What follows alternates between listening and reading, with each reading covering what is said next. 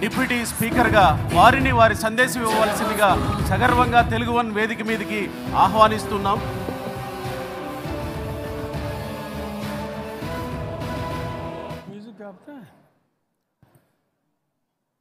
పెద్దలు చిన్నజీఆర్ స్వామి గారికి,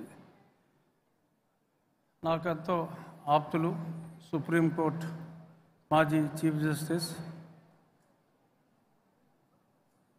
ఎన్వి రమణ గారు, ఇంకా ఎంతోమంది వేదికను అలంకరించిన పెద్దలు అందరికీ నా హృదయపూర్వక నమస్కారాలు. మామూలుగా చంద్రబాబు నాయుడు గారు, రమణ గారు, స్వామీజీ చివరిలో మాట్లాడతారు. చాలా ఎక్కువ రవిశంకర్ గురించి చెప్పేయచ్చు అనుకున్నా, కానీ మాకెవరికి అవకాశం లేకుండా ముందు వాళ్ళే మాట్లాడారు కాబట్టి నేను చెప్పింది మళ్ళా అందరూ చెప్పిన దాన్ని నేను మరీ వల్లెవేయటం బాగోదు. ఆయన తెలుగు వన్ నేను ఎప్పటి నుంచో చూస్తున్నా. బట్ గతంలో ఏంటంటే నేను ఒక 15 సంవత్సరాల క్రితం నాకు సినిమా పాటలు, పాత సినిమాల్లో బిట్లు అవి కొంచెం మక్కువ. అప్పటి నుంచి కూడా నేను ఆయన పరిచయం అవ్వక ముందు నుంచి కూడా నేను తెలుగు వన్కి పెద్ద ఫ్యాన్ని. ఆ తర్వాత ఓ దశాబ్దం క్రితం ఆయన బాగా పరిచయం అవ్వటం, నేను కూడా వాళ్ళ స్టూడియోకి వెళ్ళి కూడా 1-2 ప్రోగ్రామ్స్, చాలా ఇంటర్వ్యూస్, మా ఇంటి దగ్గర కూడా చాలా ఇంటర్వ్యూస్, గోపీకృష్ణ ఇంకా చాలామంది ఇంటర్వ్యూలు చేయటం. ఆ తర్వాత మొన్న గత 5 సంవత్సరాల క్రితం జరిగిన విధ్వంసంలో మరి ఆయన ఎంతో ధైర్యంతో చాలా పెద్ద పెద్ద సాహసాలే చేసిన వ్యక్తి. అఫ్కోర్స్ క్రియేటివ్ ఏంటో చాలా చెప్పారు ఇందాక పదాలు, నాకు అవన్నీ పెద్దగా అర్థం కాలేదు. కానీ మా పెద్దలు ముఖ్యమంత్రి గారు ఆయన భావజాలాన్ని బాగా సంగ్రహించి ఆయన్ని చాలా మెచ్చుకోవటం. ఎందుకంటే నాకు ఏదైనా తెలియదు ఉంటే తెలియదని చెప్పుకుంటాం మంచిది. ఏంటి సార్ క్రియేటివ్ ఏంటన్నారు మీరు? క్రియేటివ్ ఏదో చెప్పారు కదా సార్, క్రియేటివ్ ఎకానమీ. సో అదే దాని గురించి నాకు పెద్దగా తెలియకపోయినా ఆయన అడిగి తెలుసుకుంటా. ఎందుకంటే చాలా విషయం ఉండి ఉంటుంది. ఆయన రాబోయే నెక్స్ట్ 25 ఇయర్స్లో ఆ క్రియేటివ్ టెక్నాలజీ అన్నదాన్ని కొంచెం అవగాహన చేసుకునే ప్రయత్నం కూడా చేస్తాను. చిన్నజీఆర్ స్వామి గారు చాలా అద్భుతంగా, నాకు తెలుగు భాష అంటే వాంగ్మయం అంతా ఆయనకు ఉన్న దాంట్లో 1% కూడా నాకు తెలియకపోయినా ఆ భాష అంటే నాకు అదొక పిచ్చి.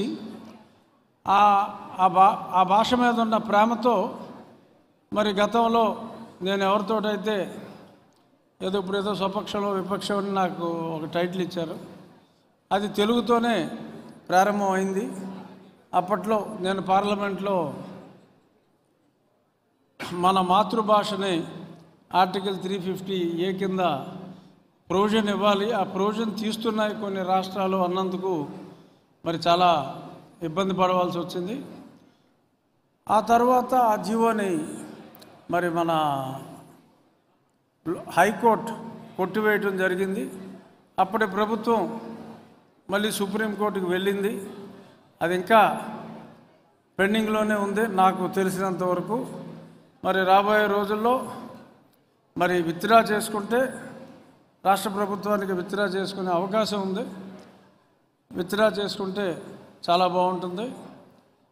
లేకపోయినా సరే కొట్టేస్తారని, ఎందుకంటే రాజ్యాంగంలో స్పష్టంగా ఉంది కాబట్టి రాజ్యాంగానికి వ్యతిరేకంగా ఏ న్యాయస్థానం కూడా తీర్పు ఇవ్వలేదని నేను భావిస్తున్నా. మరి ఎక్కడ తెలుగు భాష గురించి ఏ సమావేశాలున్నా పెద్దలు రమణ గారు ఆయనకున్న తెలుగు భాష అంటే ఆయనకున్న అమితమైన అభిమానం ఈ మధ్యన ఎన్నో సభల్లో ఆయన చాలా స్పష్టంగా పేర్కొనడం జరిగింది. తెలుగు భాష గురించి ఆయన కానీ మండల బుద్ధప్రసాద్ గారు ఇప్పుడు అద్భుతంగా మరి చిన్నజీఆర్ స్వామి గారు కూడా చెప్పడం జరిగింది. ఈ తెలుగు వన్ ఈ వేడుకల్లో మరి తెలుగువారు అందరూ మళ్ళీ చదువుకోవాలి అనుకునే వాళ్ళకి, అంటే తెలుగు మీడియం ఉండాలి అనుకునే వాళ్ళకి ఆ ప్రొవిజన్ ఉండాలి. ఎందుకంటే ఆంధ్రప్రదేశ్లో మరి ఉర్దూ చదవాలనుకునే వాళ్ళకి ఉర్దూ మీడియం ఉంది. బార్డర్లో శ్రీకాకుళం ఆ పాతపట్నం సైడు ఒరియా స్కూల్స్ ఉన్నాయి. తమిళనాడు బార్డర్లో మరి తమిళ్ స్కూల్స్ ఉన్నాయి. మరి తెలుగు స్కూల్స్ పూర్తిగా ఉండవేమో అనే అనుమానం కొద్దిమందికి ఉంది. కాబట్టి మరి ప్రజల ఆకాంక్షతో, స్వామీజీ గారి ఆశీర్వాద బలంతో మళ్ళీ చదువుకోవాలి తెలుగు మీడియంలో అనుకునే వాళ్ళకి మా రాష్ట్ర ప్రభుత్వం అవకాశం తప్పకుండా ఇస్తుందని చెప్పి ఈ తెలుగు 1 వేడుకల సందర్భంగా అందరికీ తెలియజేస్తూ, తెలుగు వారందరూ ఒకటవుదాం. తెలుగు భాష మనల్ని అందరినీ కలిపేది తెలుగు భాష. మాతృభాషను మర్చిపోయిన వాడు ఎందుకు పనికిరాని వారితో సమానం. మన నుడి, మన భాష, దాన్ని బట్టే మన సంస్కృతి, మన సాంప్రదాయం. కనీసం ఆ స్క్రిప్ట్ లేని భాషలు కూడా మాకు స్క్రిప్ట్ కావాలి, మా భాషను మేము పరిరక్షించుకోవాలి అని ఆ మైథిలి ఇంకా కొన్ని చిన్న చిన్న భాషల వాళ్ళు కూడా ఉద్యమాలు చేస్తున్న ఈ రోజుల్లో మరి ఇటాలియన్ ఆఫ్ ది ఈస్ట్ అన్నారు, దేశ భాషలందు తెలుగు లెస్స అన్నారు. మరి దీన్ని కొంచెం నెగ్లెక్ట్ చేయటం కాస్త బాధ అనిపించే అంశం. ఎందుకంటే పెద్దలు రమణ గారు, జిఆర్ గారు ఉన్న ఈ వేదిక మీద ఇది మాట్లాడటం సబబేమో. అందుకని చెప్పి ముఖ్యమంత్రి గారు చివరిలో మాట్లాడితే ఆయన ఉండగానే చెప్పాలి అని చెప్పి అనుకున్నాం.